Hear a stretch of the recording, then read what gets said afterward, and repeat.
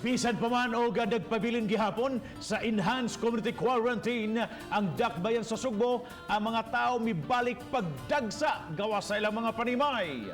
Samtang ang mga sakyanan nagkadaghanas kadalanan.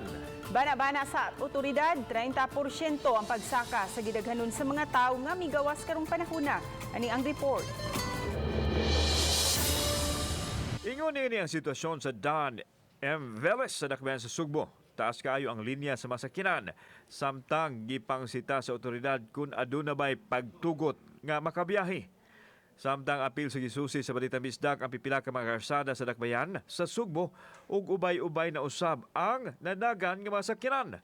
Gawa sa mga sakyanan, daghan na usab ang mga taong nang lakaw-lakaw sa gawas. Sa bana-bana sa mga otoridad, moabot sa 30% ang pagsaka sa gidaghanon sa mga taong sa gawas. Kinibisan pa sa pagpadayon sa Enhanced Community Quarantine sa Cebu City. So makita gini mo gliring ang pagdaghan. Bisan siguro kamo ma-observe naman ninyo nga before ang mga traffic lights gikondem na to ng mga traffic lights karon balik na sad. Oh. No tungod sa nag-anam gid og kadaghan ang ato ang mga sakyanan and then daghan na sad kayong nakabutang na nga mga authorized. Gumikan ini, subling gipahugtan sa composite teams nga gilangkuban sa dakbayan sa Sugbo ug kapulisan ang pagpatuman sa protocol. Human sa sin-off sa Plaza Independencia, gipahigayon dayon ang simultaneous operation sa karsada.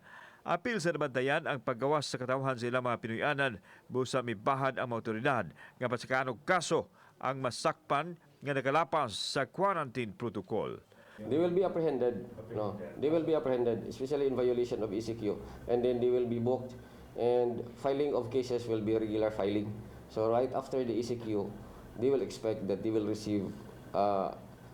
They will be required to have a counter affidavit because if not, warrant of arrest will be released. Kauban si Marlon Milgaso, ako si Alan Domingo. Balitang Bisdak.